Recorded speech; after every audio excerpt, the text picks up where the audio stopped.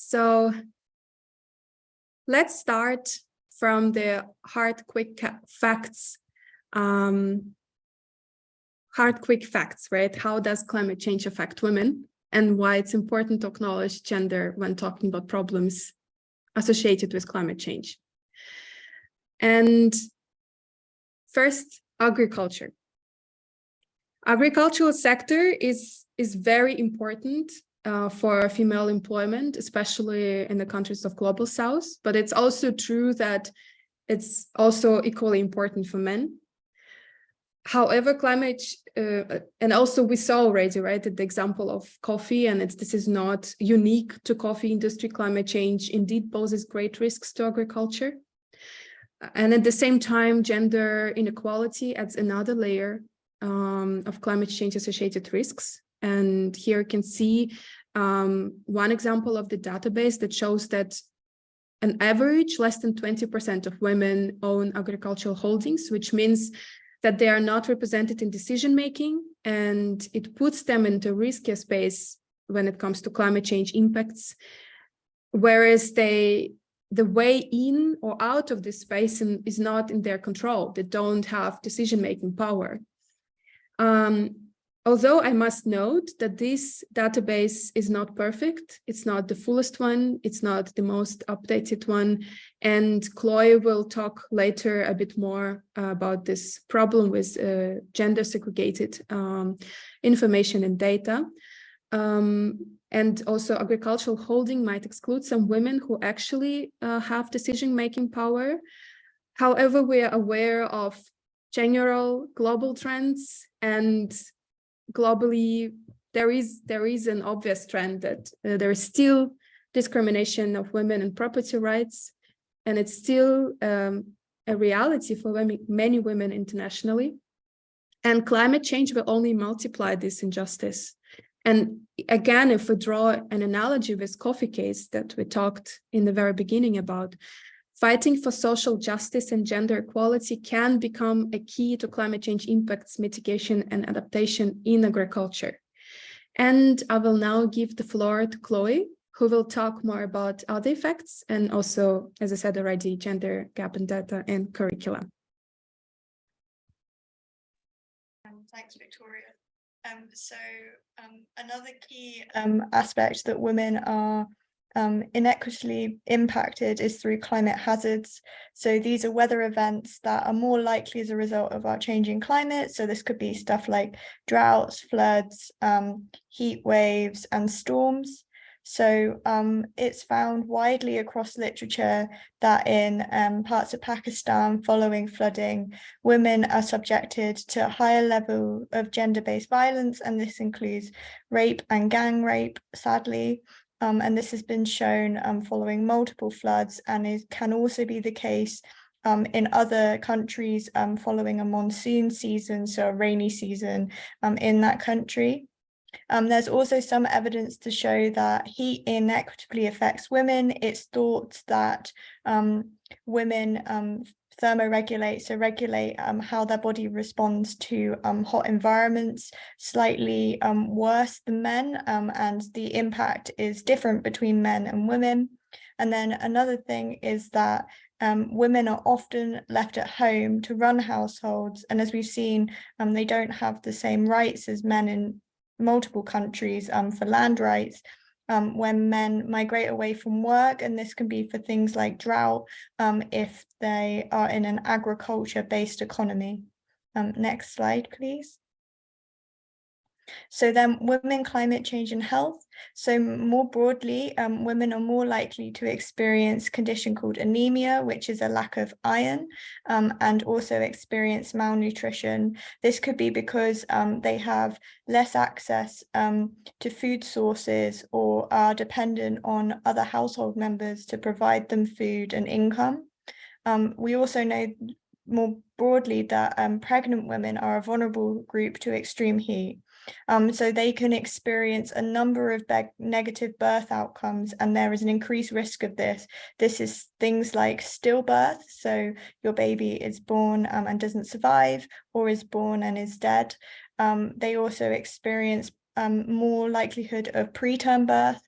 So this is giving birth earlier, which can have complications like having a baby that is lower birth weight, and which can have ongoing developmental problems through early childhood. And we also know that it has impacts on maternal health. So they can have a longer delivery. They can also have sort of gestational diabetes, so how they process food, and also a condition called eclampsia and preeclampsia, which is to do with blood pressure. And so this is, yeah, it's incredibly sad, actually. Next slide, please. So this is just about the gender gap in data, research, and sort of funding. So as Victoria was saying, a lot of databases aren't complete, and one of the ways they're not complete is for sex disaggregated data.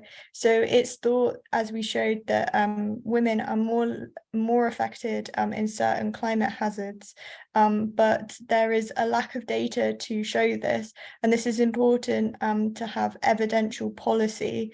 And this quote, more sex disaggregated data is needed to better understand gender differentiated impacts of climate change, comes straight from a UNFCCC report that was prepared in the lead up to the Conference of Parties 27 that took place in Egypt last year.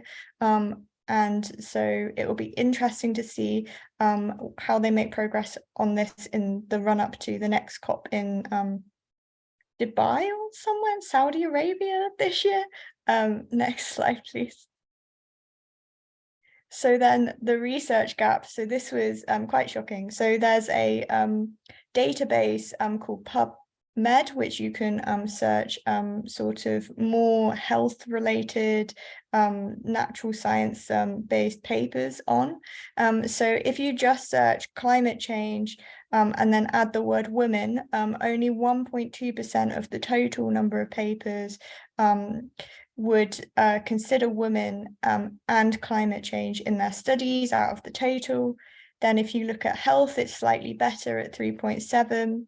Migration is 1.6, and food security is 2.2. And as we've demonstrated, we know that women are inequitably impacted in each of these categories, but the makeup of the research shows that they are often left out of major studies that consider climate change, which is leading further to this data gap, and meaning that there's less research and evidence. However, there are clearly limitations to this search, and I just did it quickly to just demonstrate how big the gap is. Next slide, please. And then even more shockingly, so again, this has limitations, but when we were looking at climate change curricula in Austria, if you go on to like educating Austria, like choosing a university for major universities in Austria, clearly not the private universities, no one has a specific module on gender and climate change in the country, which is interesting because you would think that they would want to educate people in Austria about this, so we could start closing the gap. There are courses that do consider climate change and gender. So at the University of Graz, there's climate justice and economics. So you can suggest that to be included in the course. There's also lots of departments that do gender, but there isn't a specific module that considers the intersection between gender and climate change, which we definitely think should be addressed. And this is probably not just the case for Austria. There's probably other countries where it doesn't widely appear on the higher education curricula. So thank you, Chloe. The gender data gap is very, very frustrating. I just read a whole book about this. So if you're interested in tuning into that, Invisible Women is a great book to read on that. So basically, we really lack a lot of data. Also, of course, with regards to climate change and sustainability. And I want you really to remember these things. Like, it is very important to remember that women are disproportionately affected by climate change and by climate hazards. And this is very unjust, horribly unjust. But in the next minutes, I want to focus on the other side, or at this different aspect. So why gender equity is key to achieve planetary balance in the first place, and by that, hopefully reduce the amount of climate hazards we will still have to experience. And the first thing, I think it's very obvious, and everybody will agree to that we need to close the education gap for women and girls. I mean, statistics show it very, very clear, crystal clear, that the higher the degree of education, the more autonomy, the more health, and last but not least, the more capacity to work against climate change is created. But however, this role that education plays here is a bit cynical, since when we look at the gender data gap, we can see that education alone will not solve the problem, but it is a male-dominated education that is leading the the climate action at the moment, which is STEM. So the highest paid sustainability jobs require STEM education, which is 74% male students. And I'm not saying that a lot of girls should become engineers if they don't want to. I'm saying that we design climate action in a way that disproportionately benefits men again. So when we design climate action, we really have to have that in mind and design a sustainable future, or imagine a sustainable future, build it with the different parts and elements that we think that is part of this future. One of them being tech, of course, but other things are education. Another thing is having positive shared visions, collaboration. There's way more to a sustainable future and to climate action than tech. So when we really continue climate action as is designed now, we run the risk to set back gender equity by around 15 years. That is, I didn't make that up myself. It is a calculation when we think of the STEM development and of the transition into like green jobs and opportunities created by this green economy, climate investments, etc. Women are missing out on massive chunks of that transition because it is designed mostly without like any intention to actually like actively harm women, but it's happening because nobody questions these plans. Men make the plans and men benefit from these plans. It's not that they actively try to harm our society or gender equity. It's just, it's not being questioned. And that's mostly because of the gender data gap, to come back to this point again. So if you look at the transitions into green jobs, the World Bank states that it's 66% of these transitions have been made by men. And I don't know about you, but when I think about sustainability, or when I thought of sustainability, I always perceived it as a topic promoting women, because I know a lot of women interested in the field and like working in the field, compared to when I think of people I know, male people I know, then there's a lower percentage of them are interested in sustainability or think that's at their core value. But yeah, apparently it's not promoting gender equity as I thought it does. This actually like leads me to a very rather fundamental question. So this tech solution future we create, are we on a good path with that? Is it like, can we go on like we're used to doing economy, doing business, and everything is going to be fine? I think we are actively postponing working with the social issues. We're actively turning a blind eye on the belief systems and the values of people, the fears that people have when we think of sustainability. So I believe that we need a lot of social scientists and educational work, not only tech, to go into a sustainable future. It's fine. You can change the slide, Victoria. That's perfect. So if we want to manage a sustainability transition, we need way more than just tech, to put it shortly. And for this, I strongly believe in like shared visions. So we need to unite people behind the idea that a sustainable future can be something prosperous, can be something just, can be something inspiring and beautiful, where everybody has a good life. And to create this, we like need to make sustainability the better party. You can also frame it that way. And for that, we also need everyone. We need artists, we need teachers, we need entrepreneurs. So I really think that the strength here lies in diversity and in collaboration, even in radical collaboration.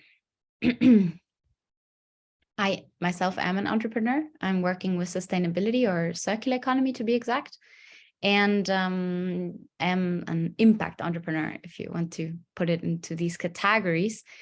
And when you're looking at entrepreneurs as like a whole group, you can split them into several groups and analyze the range of factors, like if there is capital or not, what are the growth rates of them, how many employees they have, and so on and so on.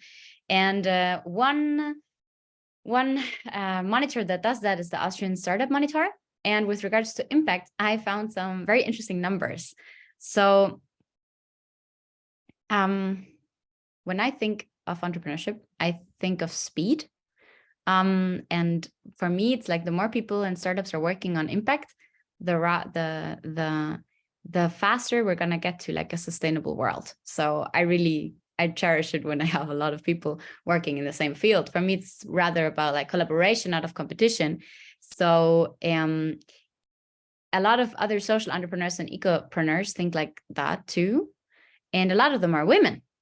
So that sparked my curiosity if that is just if this is a random coincidence or a pattern. And actually it is a pattern. So across Europe and also in Austria, 2/3 of female founders are impact founders. And that's amazing. Only 22% of Austrian founders are women, which is compared to Europe, a very high number, good and bad news at the same time. But if you look at the entrepreneurship scene, so to say, the sustainability social one is actually quite balanced. And there is a lot of collaboration going on. So why is that the case? Why do more women found a business to solve social or ecological issues? Why do not men do that? What is happening there? Is there a thing like, are men more competitive or women more collaborative? If there wasn't a gender data gap, I could tell you more, but yeah. We really don't know. Like there is studies, but of course there could be way more data out there. So we can just look at the numbers and see what they tell us. And that is that women apparently are more concerned about social and ecological issues than men are.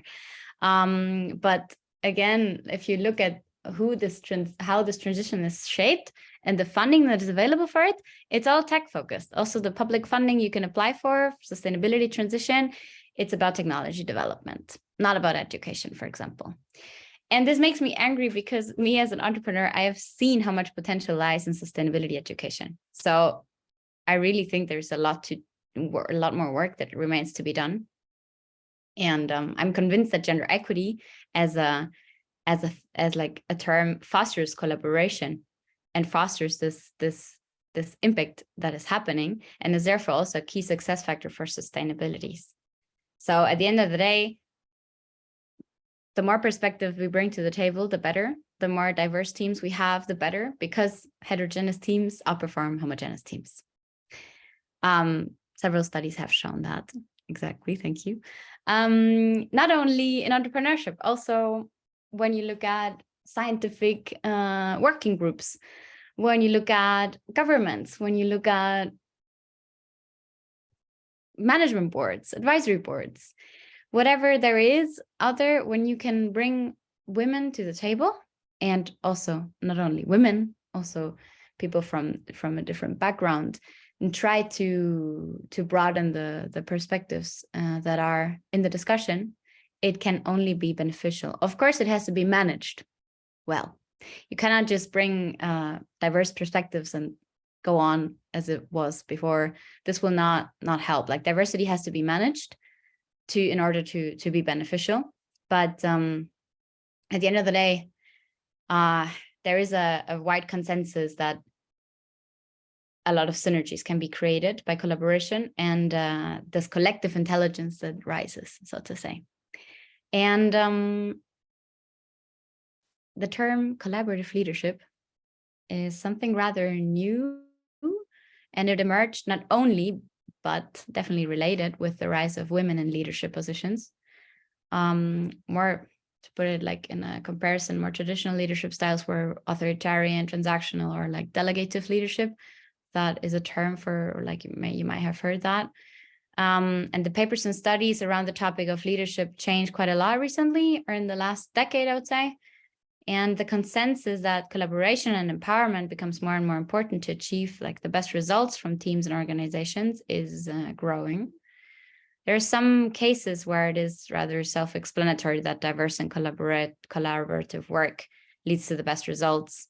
But it is, as I said, not only in entrepreneurs, but importantly, also across government, scientists, management, advisory boards, everything. And what collaborative leadership does is creating values and visions that everybody can relate to, and spark the creativity in teams, and drive innovation. This is a very important part for entrepreneurship, but also in governments and city councils, etc. So yeah, at the end of the day, I think that all of these things related to gender equity are only beneficial to, be it innovation, be it justice, and be it sustainability. That's so far everything from my side. We have a question for you. We wondered, and since the Gender Data Gap was there, we couldn't answer it. Why is climate activism so female? And we wanted to ask you to think a minute or two about this.